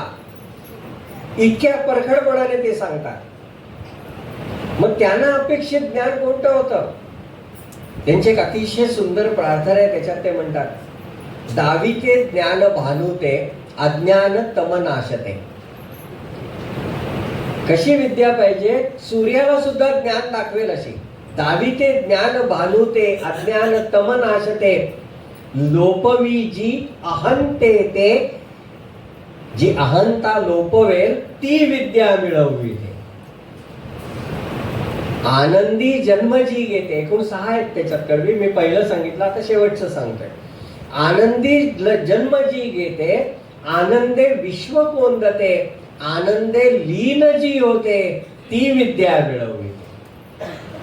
की जी घेताना आनंद मिळाला पाहिजे. जे कृष्णमूर्ती आत्ताच्या काळातले एक संत, या जे कृष्णमूर्तीला म्हणजे स्वामींचे समकालीन म्हणायला हरकत नाही, त्यांच्या शाळा पण आहेत. आणि जे कृष्णमूर्तींचे शिक्षण विषयक विचार फार वेगळे होते. ते रोज त्यांच्या शाळेत शिकणाऱ्या मुलांना पत्र लिहायचे, रोज एक पत्र. कृष्णमूर्ती स्कूल्स हा एक शिक्षण विभागातला एक अभ्यासण्याचा विषय आहे. मुलं त्यांना प्रश्न विचारायची. त्याच्यात एका मुलाने प्रश्न विचारला होता, आम्हाला शिकण्यात आनंद कधी मिळेल? आम्हाला शिकण्यात आनंद कधी मिळेल? किती छान प्रश्न आहे. कृष्णमूर्तींनी झटक्यात उत्तर दिलं होतं, जेव्हा शिक्षकांना शिकवण्यात मिळेल तेव्हा. योग्य आहे की नाही? त्यांना आनंद नसेल, ते टोपल्या टाकायला आले तर तसंच होणार. आनंदी जन्माची घे. कोणी शिक्षक असेल तर क्षमा करा, आणि नाही केले तर मला काही फरक पडत नाही, मी संपल्यावर निघून जाईल. आपटे खातील शिवाय.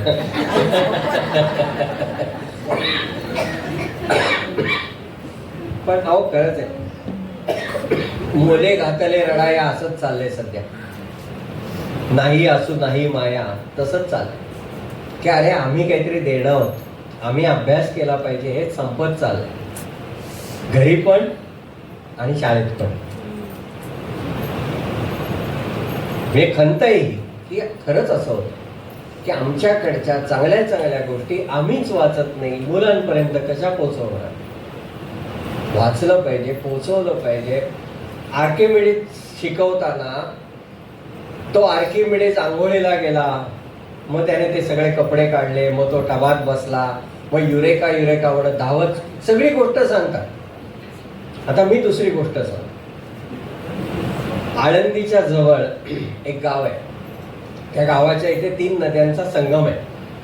आणि तिथे आदिलशहातला एक सरदार, त्याचं नाव मुरार जगदेव, याने घोषणा केली की उद्या सूर्यग्रहण आहे, ग्रहण संपल्यावर मी हत्तीच्या वजना इतकं सोनं दान करेन. झालं, पंचक्रोशीत दवंडी पिटून सगळं सांगून बिंगून झालं. लोक जमली. लोकांना सोनं हवं होतं म्हणून नव्हती जमली, हत्तीचं वजन कसं करतात. आणि ती वेळ आल्यानंतर मुरार जगदेव कपाळाला हात लावून बसला, मी बोलून झालं बरोबर आहे, आता ते पूर्ण कसं करायचं? होतं असं की त्या काळामध्ये निवडणूक आणि अशा काळामध्ये घोषणा होतात, पूर्ततेची वेळ आली की पंचायत येते. तेव्हाही आत्ताही तसं झालं. म्हणून ते परमपूज्य मामासाहेब देशपांडे फार छान वाक्य सांगायचं, म्हणाले विचार करून बोलावं, बोलून विचार करू नये. मी काय बोललो आधी विचार कर. त्याने केला नव्हता, मग त्याने आपल्या सरदारांना बोलावलं, विचारलं आता मार्गदर्शन करा. एक म्हणाला कशाला एवढा विचार करायचा, तुला कुठल्या हत्तीच्या वजना इतकं सोनं द्यायचंय, या ओके घे, त्याला एक पाय तोड, पीस. बेरीज झाली की झालं. तो म्हणाला अरे हत्तीच्या वजना इतकं सोनं देऊन पुण्य मिळेल, का हत्येचं पाप? दुसरा म्हणाला, हे बघ, संकल्पाला महत्व असतं. तू संकल्प केला की नाही, हत्तीच्या वजना इतकं सोनं, अंदाज कर किती आहे बाबा, 100 किलो, एक उदाहरण सांग, 100 किलो सोनं घे, देऊन टाक, संपला विषय. कोण येते मोजायला? तो म्हणाला तसंही करायचं नाही, माझ्याकडे हत्ती पण आहे, सोनं पण आहे. तिसरा सरदार हुशार होता. तो म्हणाला, समोर नदीला पाणी आहे चांगलं, सर्वपित्री अमावास्येची गोष्ट आहे, एक मोठी होडी नदीच्या मधोमध नेऊन उभी कर, त्याच्यात हत्तीला उभं कर, की ती होडी खाली जाईल, जिथपर्यंत खाली जाईल तिथे खूण कर, हत्तीला बाहेर काढ, होडी परत वर येईल. मग दुसऱ्या होड्यातनं सोनं घेऊन जा, वर आलेल्या होडीत घाल, ती होडी मगाच्या खुणेला पुडली की सोन्याचं वजन हत्तीचं वजन सारखं झालं. या हुशार सरदाराचं नाव शहाजी राजे भोसले. आता आम्ही शिवाजी सांगताना शहाजींच्या बुद्धिमत्तेची ही गोष्ट सांगतो का? कारण इतिहास शिकवणाऱ्याला आर्किमिडीज माहित नसतो आणि आर्किमिडीज शिकवणाऱ्याला इतिहासाशी देणं घेणं नसतं. तो म्हणतो आमच्या गायडात नाहीये. मी म्हणून म्हटलं की हे वाईट आहे. लक्षात घ्या, मला नुसतं कथाकथन नाही करायचं, स्वामी स्वरूपानंद कथाकथन, त्याला काही अर्थ नाही. ते चरित्र उपलब्ध आहेत, वाचा, कुठेतरी अंतर्मुख होऊया, नाही का? आणि संत वाङ्मयाच्या व्याख्यानांची फलश्रुती काय असावी? वेळ छान गेला, कधी संपलं कळलंच नाही, चूक फलश्रुती. इतक्या दिवसाचा वेळ फुकट गेला याची जाणीव होऊन मी अस्वस्थ झालो. ही खरी फलश्रुती, ही खरी फलश्रुती की माझं आयुष्य मी फुकट घालवलं. तर मग बोलल्याचं सार्थक नाही. तर छान झाला, कसा वेळ गेला कळलंच नाही. अरे इतके गेलं आयुष्य, तेही कसं कुठे गेले कळलंय.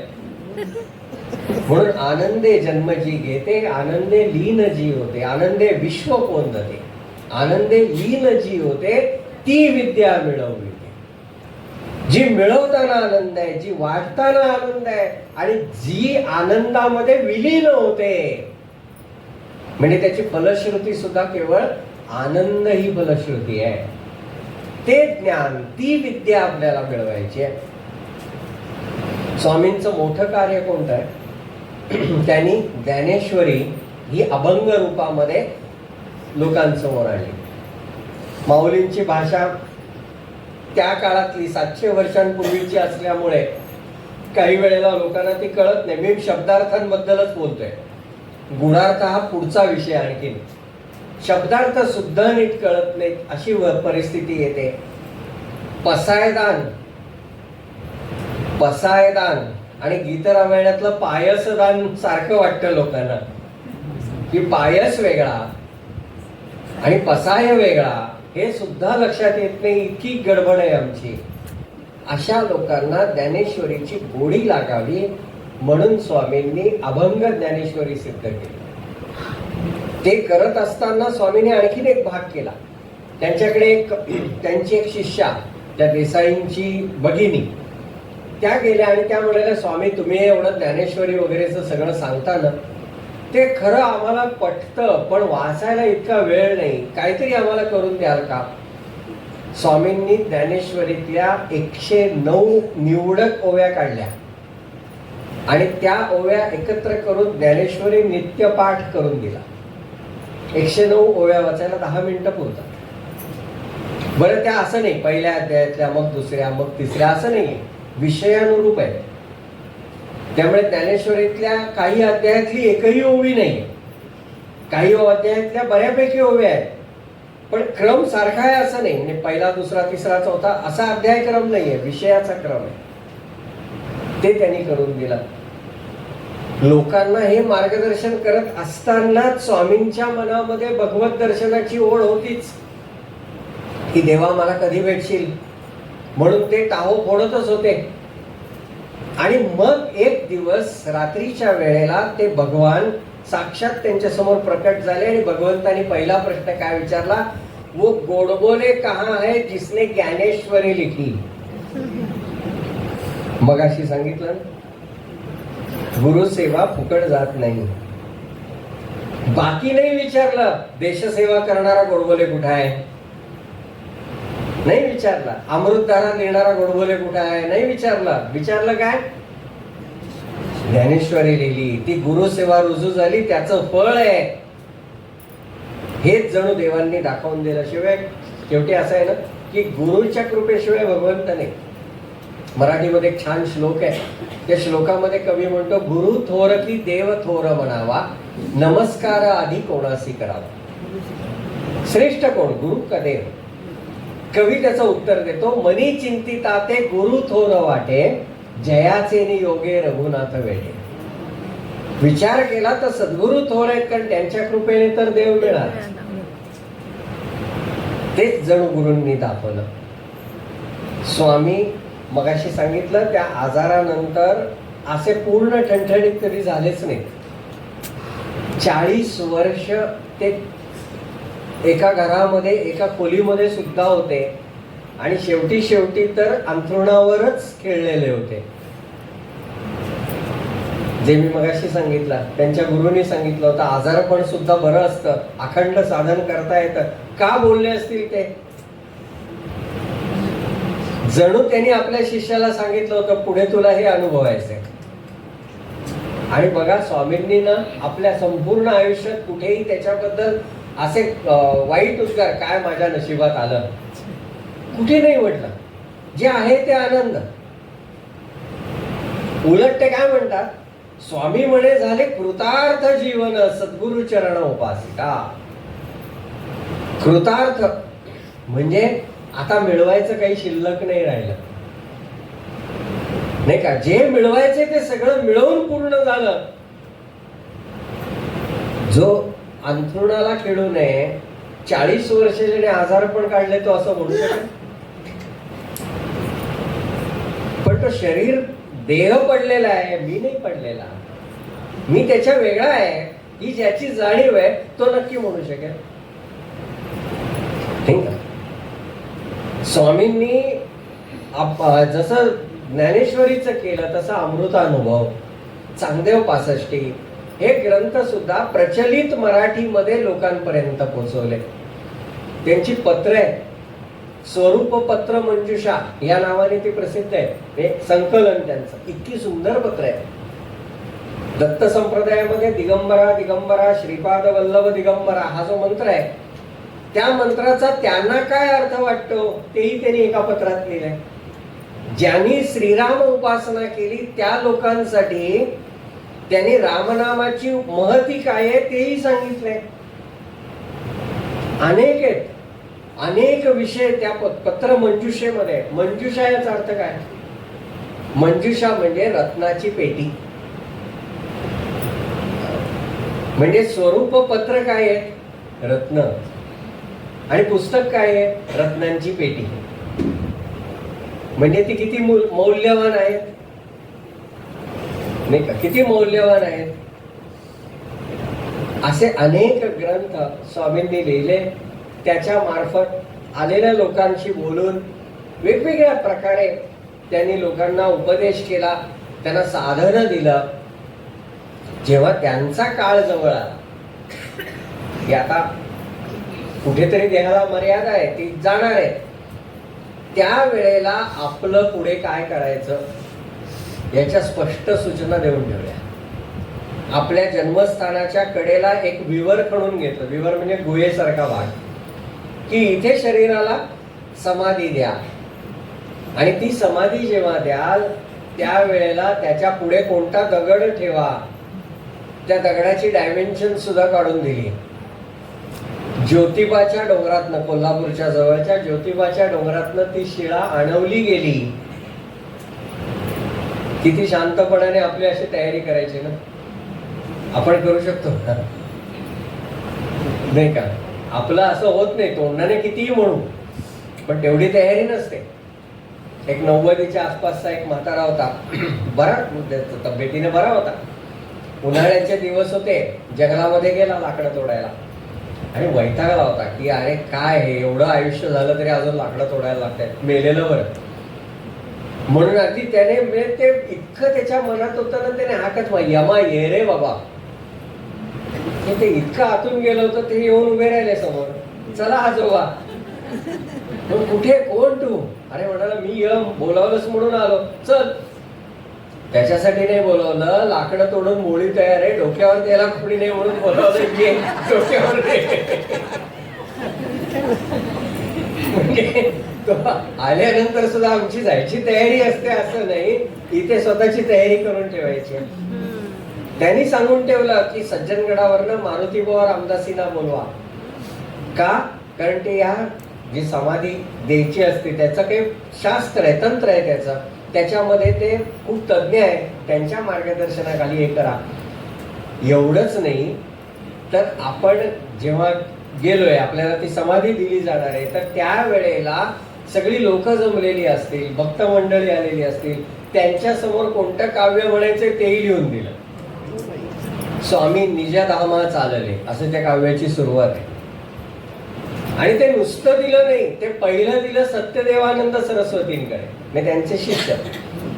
ते आळंदीला असायचे. त्यांना सांगितलं हे घेऊन जा, माऊलींच्या समाधी समोर ठेवा, आणि मग मी देह ठेवल्यानंतर वाचून जा. त्यांनी जो संप्रदायाला मंत्र दिला, एक अनुसंधानाचा आहे तो सोहम, जी साधना त्यांची आहे ती सोहम साधना आहे. आता पुन्हा सोहम हा करायचा जप नाहीये, तो पाहायचा जप आहे. समर्थ रामदास स्वामींनी दासबोधामध्ये असं सांगितलंय, घेता सो सोडिता अहम ऐसे चाले सोहम सोहम. जेव्हा आपण श्वास घेतो तेव्हा तो सो असा आवाज येतो, आणि जेव्हा तो सोडतो तेव्हा त्याचा हम असा आवाज येतो, आणि असं ते सोहम चालतं. ऐसे चाले, तो माळ घेऊन सोहम सोहम नाही करायचा. मग प्रकट जप कोणता करायचा? मग त्याच्यासाठी त्यांनी ओम राम कृष्ण हरी हा मंत्र दिला. पण तो म्हणायचा कसा? शेवटच्या काळामध्ये त्यांनी 3 वयोगटातल्या एकेकाला बोलावलं आणि त्यांच्याकडून तो जप करून घेतला. बेडरिडन माणसाकडे एवढी ताकद कुठनं आली की हे सांगत होते आणि ते म्हणत होते, आणि असं काही तास चाललं होतं. आणि आज त्याच टोन मध्ये स्वामींनी शिकवल्याप्रमाणेच पावसला तो जप केला जातो. जर आपल्यापैकी कोणी दुपारच्या वेळेला गेला असाल तर दुपारची आरती झाल्यानंतर 1 माळ सक्तीने करायला लावतात. तो जो टोन आहे ना, ओम राम कृष्ण हरी, ओम राम कृष्ण हरी, तो स्वामींनी दिलेला आहे. त्या टोन मध्ये तो जप त्यांनी शिकवला, त्याप्रमाणे आजही केला जातो. पण जे नुसते खिचडीसाठी जातात ना, ते कुरकुरतात, जपाची सक्ती का? अरे एवढ्या लांब आलास आणि तुला जर 1 माळ जप करायची बुद्धी होत नसेल तर आलाच कशाला? तुझं कल्याण होईल त्याच्यात. असो, तोही विषय वेगळा, म्हणून तिकडे नाही वळत. स्वामींनी देह ठेवला तेव्हाची एक गंमत सांगतो. स्वामींच्या खोलीच्या छपरावरती, म्हणजे त्या कौलावरती एक मोठं वानर येऊन बसलं. तेव्हा नळ्याची कौलं असायची, म्हणजे मंगलोरी कौलं नाही, अशी असतात तशी, तिथं आणखीन नाजूक असतात. त्याच्यावरती ते वानर येऊन बसलं आणि 24 तासापेक्षा जास्त काळ एका जागी बसलं होतं. आपल्याकडे चंचल वस्तूंची यादी आहे संस्कृत सुभाषितात. त्याच्यामध्ये लक्ष्मी आहे, मन आहे, मधुकर म्हणजे भुंगा आहे, तसं मरकट पण आहे. चंचल आहे. चंचल असणारा मरकट एका जागी कसं बसलं? लोकांनी हाकलवल्यानंतर सुद्धा कडेच्या फणसाच्या झाडावर गेलं आणि परत तिथेच येऊन बसलं. आणि स्वामींनी देह सोडल्या क्षणी जे गेलं ते दिसलंच नाही. मग ते कोण होतं? नाही का? अहो, अशा सत्पुरुषांचे देहपात होतात ना, तेव्हा त्यांना घेऊन जाण्यासाठी भगवंत आहे. आणि म्हणून ती तिथी सुद्धा पुण्यवान असते की ज्या दिवशी या सत्पुरुषांनी देह ठेवलेला असतो, म्हणून त्याला पुण्यतिथी म्हणतात. आपल्या नुसत्याच तिथ्या त्यांची पुण्य, कारण त्या तिथीचं पुण्य असतं, म्हणून ती तिथीही पुण्यवान होते. स्वामींनी 15 ऑगस्ट 74ला देह ठेवला. 15 ऑगस्ट आणि संत हा मुद्दामून एकदा सहज आठवून बघा, किती संतांच्या चरित्रात हा दिवस सुद्धा महत्वाचा आहे. किती जणांची जयंती आणि किती जणांची पुण्यतिथी आहे, शोधा मुद्दाम. होमवर्क खरंच शोधा. तुमच्या लक्षात येईल की बऱ्यापैकी संतांनी त्या दिवशी काहीतरी केलंय. कारण शेवटी भारत आहे ना, तोही पुण्यवंतांचा देश आहे. त्या देशासाठी या संतांनी सुद्धा काही ओतलंय आपलं पुण्य. तेच कदाचित दाखवलं असेल त्याच्यातनं. असो, स्वामी स्वरूपानंदांसारखे अनेक महात्मे या कोकणाने संपूर्ण जगाला दिले. आज गरज आहे त्या महात्म्यांचं चरित्र आणि वाङ्मय समजून घेण्याची, स्वतः समजून घेण्याची आणि लोकांपर्यंत ते पोहोचवण्याची, विशेष करून पुढच्या पिढीपर्यंत ते पोहोचवण्याची. नाहीतर काही काळानंतर फक्त त्यांची नावं कदाचित ती सुद्धा शिल्लक राहतील. त्यांचे ग्रंथ आणि अनेक, मी आता ओघामध्ये असे अनेक आठवतात. एक साठे बाबा म्हणून होऊन गेले, रत्नागिरीचेच आहे, विनायक बाबा साठे. फगर वठार नावाचा रत्नागिरीत भाग आहे, तिथले ते. या माणसांनी त्यांच्या वाङ्मयाची 3,500 पानं, छापील पानं उपलब्ध आहेत. 3,500 वाङ्मयाची पानं. आणि त्याच्यामध्ये काय आहे माहिती आहे की उत्सवाची सांगता ही नाटकाने करायची, संगीत नाटकाने. नांदीपासून भरत वाक्यापर्यंत नाटक, ती पद्धत जुनी. त्यांनी आपल्या उत्सवामध्ये सादर करण्यासाठी म्हणून 35 संगीत नाटकं लिहिली. कुठे माहिती आहेत आम्हाला? आम्ही अजून शाकुंतल, मानप्पन, सौभद्र कुठे बघितले हे? असे अनेक संत आहेत, अनेक. म्हणून या संतांचा अभ्यास व्हावा एवढीच विनंती करतो. समोरच्या घड्याळात 7ला काही मिनिटं असल्याचं दिसतंय, त्यामुळे आता थांबतो. मला संधी दिली त्याबद्दल संयोजकांच्या विषयी मनापासून कृतज्ञता व्यक्त करतो. वेळ झाला तर नक्की पुन्हा येईल.